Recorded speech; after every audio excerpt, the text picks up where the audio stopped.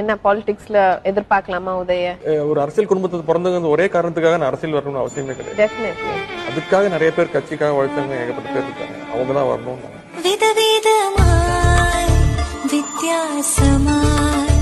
உங்க குடும்பத்தில இருந்து யாராவது இனிமே அரசியலுக்கு வர வாய்ப்பு இருக்கா சார்? நிச்சயமாக என்னுடைய மகனாக இருந்தாலும் சரி, என்னுடைய மருமகனாக இருந்தாலும் சரி, அல்லது எங்கள் வீட்டில் இருக்கக்கூடிய யாராக இருந்தாலும் அரசியலுக்கு வருவதற்கான வாய்ப்புகள் இல்லை என்பதை நான் அழுத்த நிறுத்தமாக தெரிவித்துக் கொள்கிறேன்.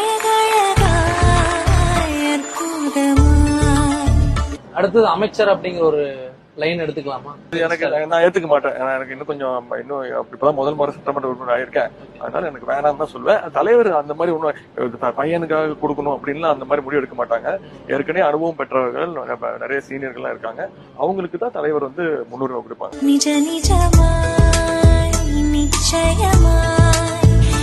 தொட்டு தொடரும் பட்டு